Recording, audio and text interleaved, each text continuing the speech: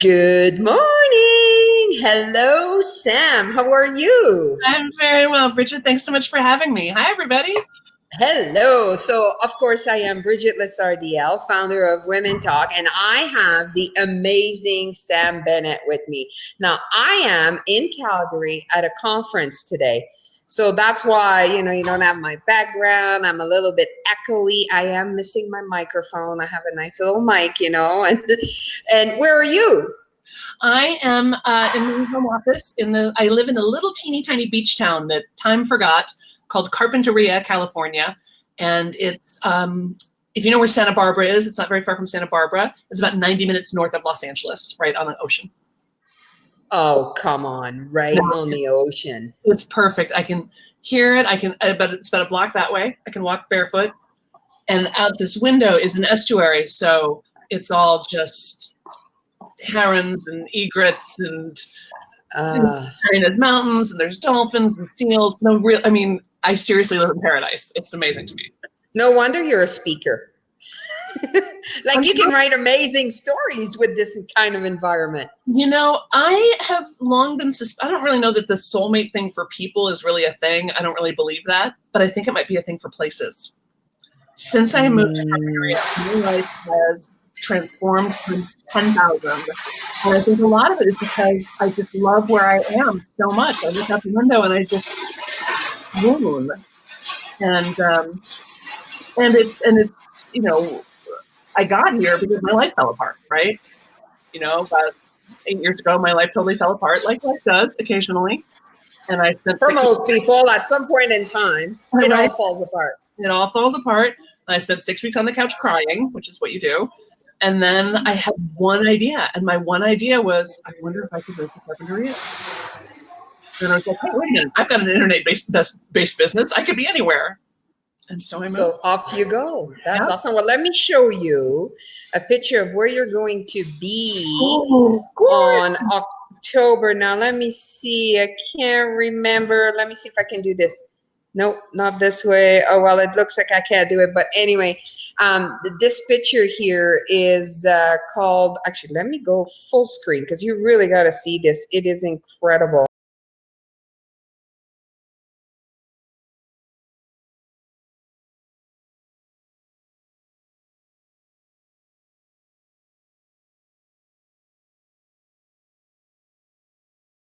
There we go. Oh, I'm back. Yeah.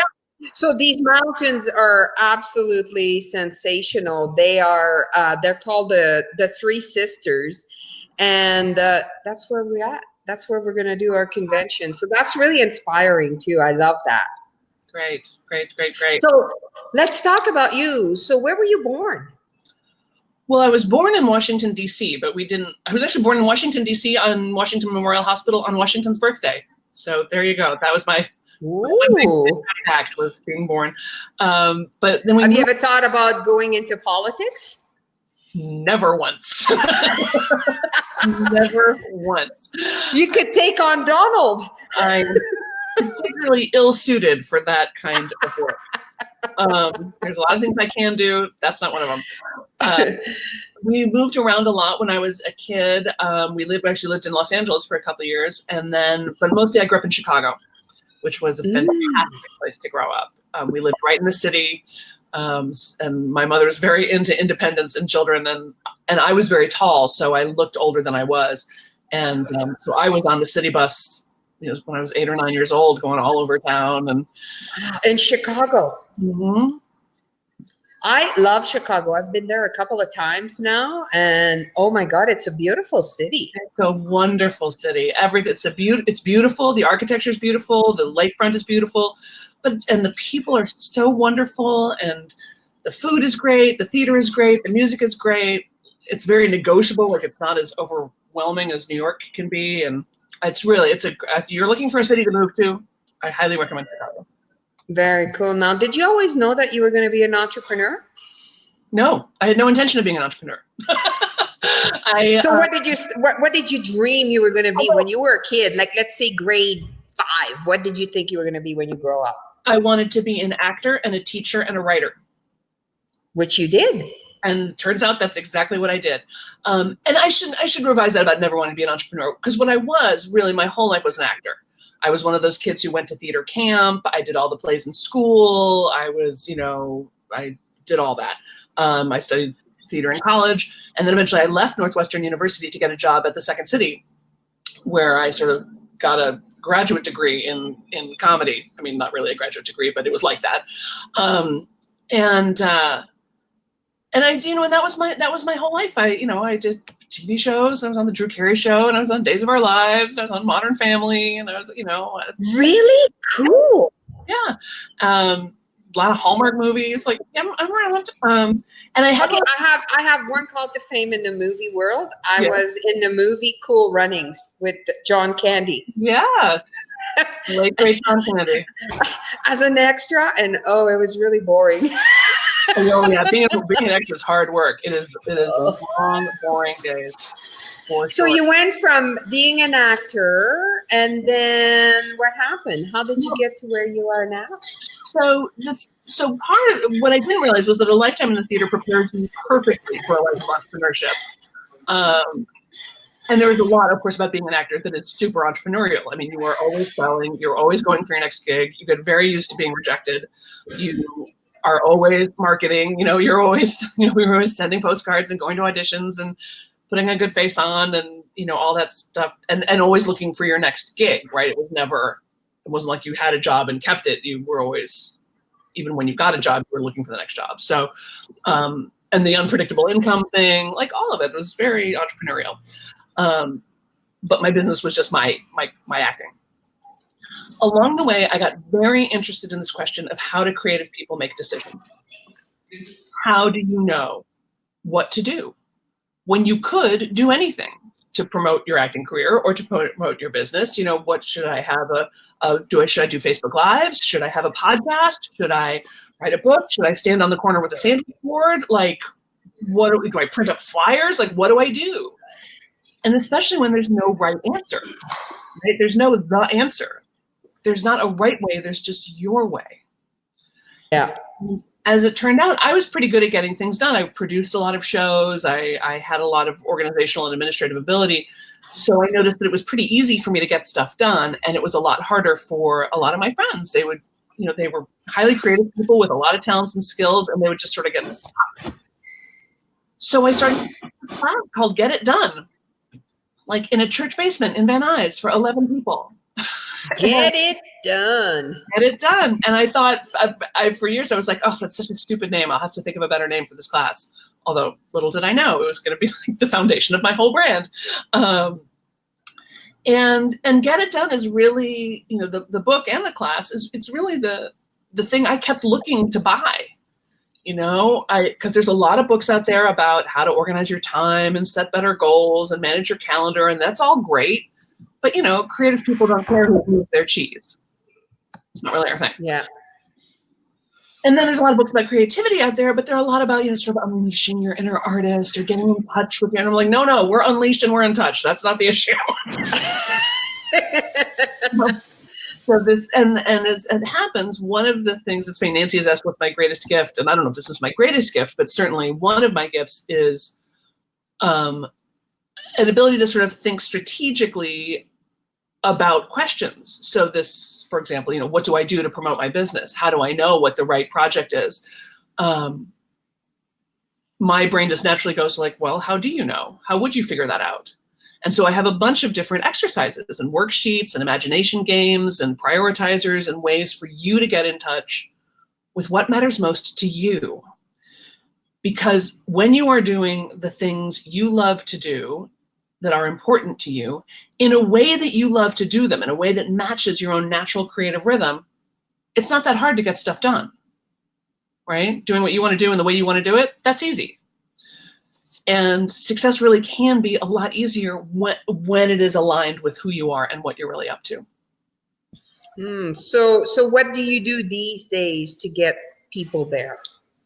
Well, the first, probably one of the most effective exercises I have is my opt-in on my website. If you go to SamthaBennett.com and you sign up for my email list, which you might want to be on anyway. I've won awards for my email marketing. Hair toss. It's kind of fun. My list is a little different. It's a little different getting emails from me than it is from other people.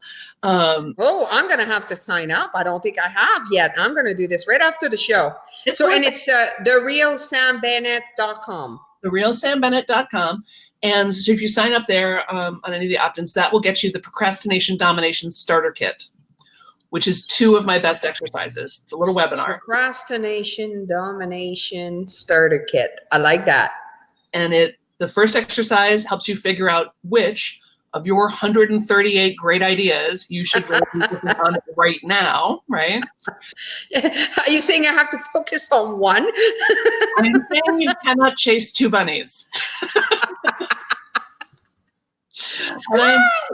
And I'm in this endless cycle of like, oh, maybe I should do this. Oh, what about that? Oh, what about this? But then there's this. Oh, but then there's that. Well, what about this? But what about that? Like, this is not helping. Yeah. And you know what? I think, I know for me, and I know it is for a lot of people too, it's become kind of a society issue because we are like, our attention span, like they're saying, like 30 seconds. It's like, oh my God, we're getting worse and worse and worse. It's crazy. And I think it spills over in our businesses and what we do as well. Absolutely. And it's this particular trap for entrepreneurs, I think, because the world likes us to be busy, right? And when you have a job, the whole point of having the job is to look busy, right? They pay you just enough to quit and you do just enough work to not get fired. And, like you stand there and look busy all day. In entrepreneurship, nobody cares how busy you are. Yeah. Nobody cares how much nobody cares how many hours it takes. You get paid when you get results. You get paid when you make sales. So you know what? Somebody, I cannot think of who it is right now, but somebody said, busy is the new stupid. Busy is definitely the new stupid. And I've actually started to make it a little project for myself of sitting quietly in between tasks. When I think like, oh, I should get up and go to my desk. And then I sit there for a second. When I'm in the grocery store line, I keep my phone in my purse. I like make eye contact with other people in the grocery store line, right? Or I just sit there and have quiet thoughts to myself. I often in the car, even though I love listening to podcasts and stuff, I will often turn off in the car just to have some out of my mind. This endless input is, again, not helping. Yeah. Yeah, I think you definitely onto something because we are so busy. It's crazy, crazy, crazy. Well, and I'll tell you, here's one of my tips. This is from the other start right where you are. But this is something I say to people all the time. You ready? Write this down. Number 1 tip for success. Get your cell phone out of the bedroom. Ooh. Get your cell phone out of the bedroom. Okay, so go a little deeper into that. Why and what happens when you do it? So maybe you have more sex.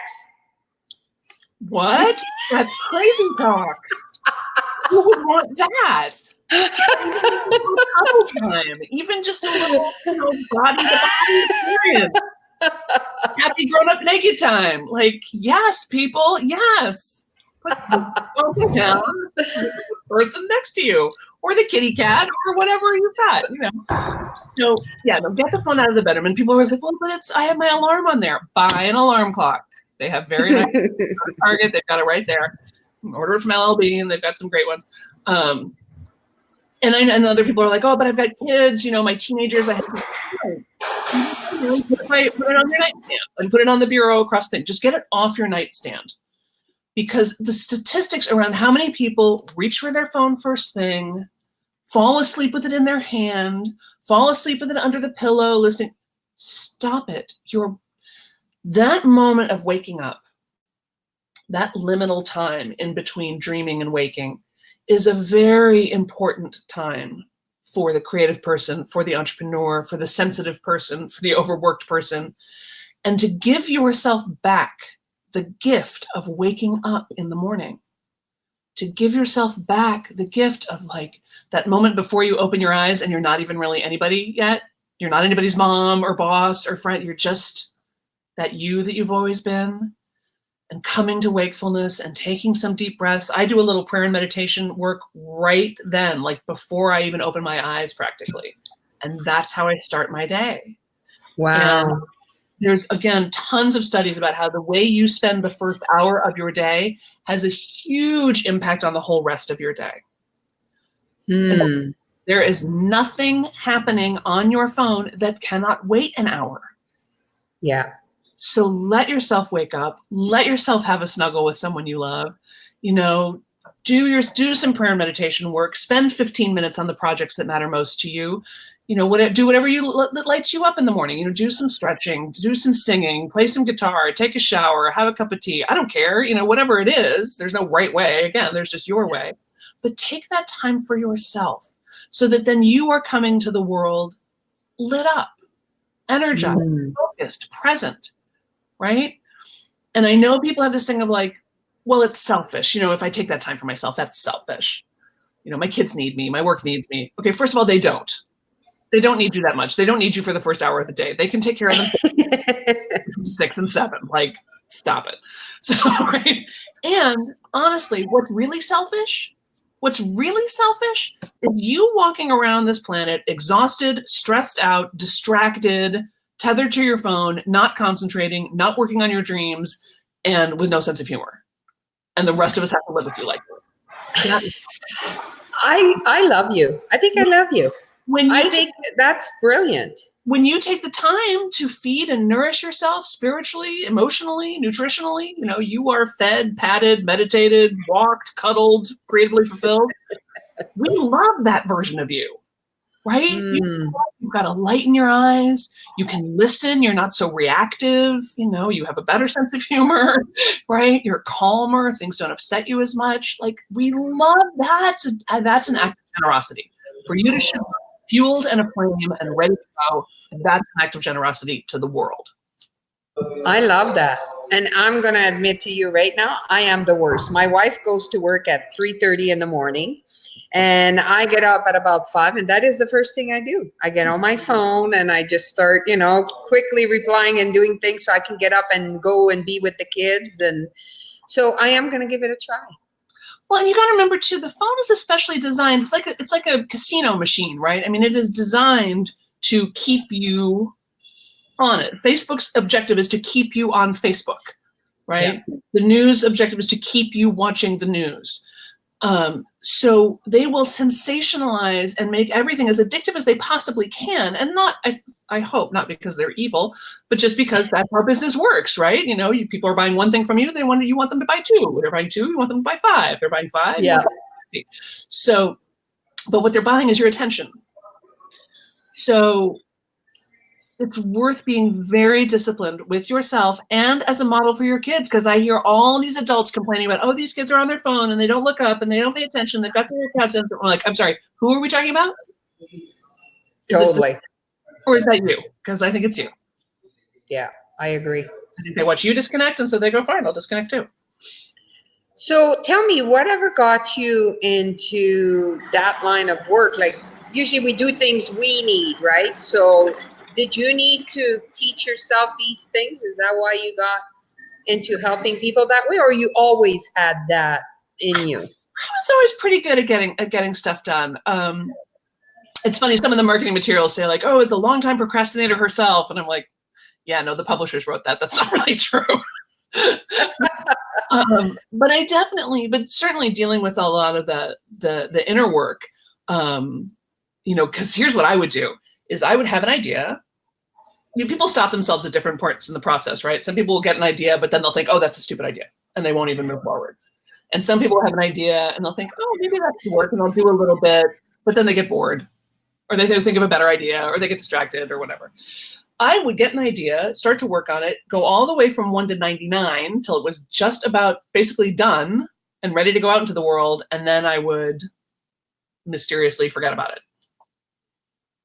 I had more finished projects sitting in a drawer, sitting on my desktop, sitting in my, in the world, and realizing that it was really a visibility issue, right? Am I willing to be seen? And am I willing to have my work be seen? Am I willing to be judged? Am I willing to take a stand for my work?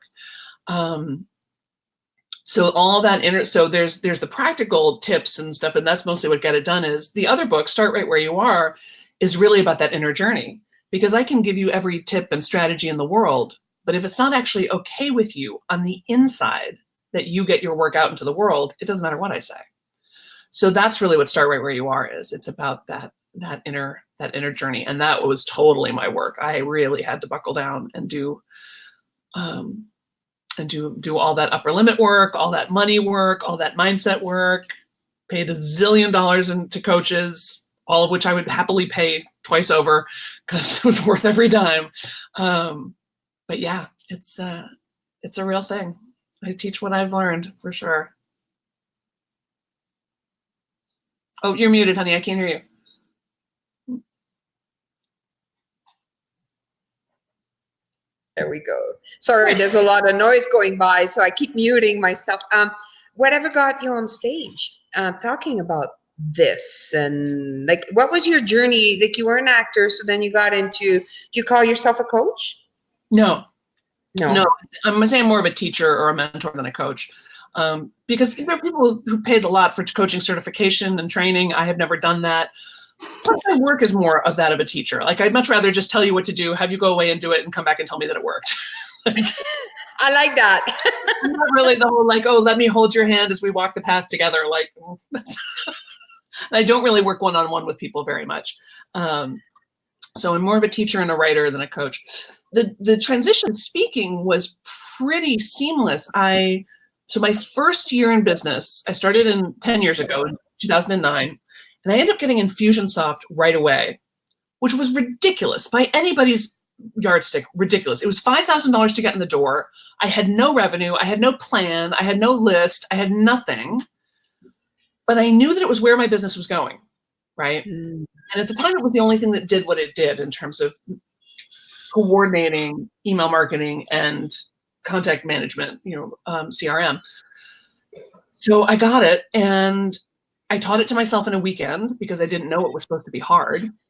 And I started using it right away because I needed it to pay for itself before the American Express bill came, right? And after about, I don't know, whatever it was, 6 or 8 months, they sent out a thing saying that they were having a conference. That time was called InfusionCon. And they were having a contest called the Double Your Sales Contest. And they wanted to know, like, what have you doubled this year? Did you double your sales? Did you double your time with your family? Did you double your time off? Did you double your number of mailings, right? So they had this little application. And I thought, oh, that'll be interesting. So I filled that all out. I submitted, and I was selected as an Ultimate Marketer finalist for them. Cool. So all of a sudden, here I am, my first year in business. It turns out I'm kind of a marketing savant. And they say, oh, well, so come to Phoenix, and we're going to need your PowerPoint and stuff. And I'm like, oh yeah, sure, I've never made a PowerPoint before. I kind of knew what they were, but I'd never done it. I didn't know what it was. But luckily, like I said, I've been a professional actor my whole life. I was a professional improviser for almost 20 years. Like, there's very little that can happen on stage that's going to freak me out. So I just prepped my little presentation, my little talk, and I wrote them a poem called "The Ode to the Entrepreneur" that got me a standing ovation. So, wow, that's super cool. So, do you love it? Do you love being on stage? I love being on stage. Yeah. I love it for the reason, I think this is really the reason most performers like it. I know there's a sort of a belief out in the world of like, oh, performers love the attention or they love the spotlight. This is not true of me or most of the people I know. I am super introverted and super shy. I would much rather be reading in bed with my kitty cat than be anywhere out in the world ever. But we have this compulsion to tell a story. Right? We have this need to commune, to enter into community with people around story. And that moment when you are telling a story, when you are talking to a group of people and they are right there with you, the room is almost breathing together. That is the best drug ever. It is the most fun. It is the most exciting. It's so gratifying, and you really almost lose yourself. It's funny because it seems like it's very self-aggrandizing and like, oh, it's all about me, but it's actually the opposite. You actually sort of lose yourself and give yourself to the group and to the room. It's really, Yeah. Yeah, it is really cool. It's like all the minds connect and everybody's thinking the same thing, going the same place. Like it's just incredible. And you know, at Women Talk, I have almost every event really, and we have like every month we have multiple small events, and a theme always develops. It's the weirdest thing. The speakers don't know what they're going to talk about. Like when nobody knows what the other people are doing, we all show up at 6, 7 o'clock. We start storytelling, and somehow it always end up always being about one topic. It's crazy. Yeah, and something happens. It's exactly what people need to hear. You know, that's always my prayer before I go on stage: is let me say what needs to be said and hear what needs to be heard. You know, and that's, you know, I had a wonderful professor. I can't remember if we talked about this before.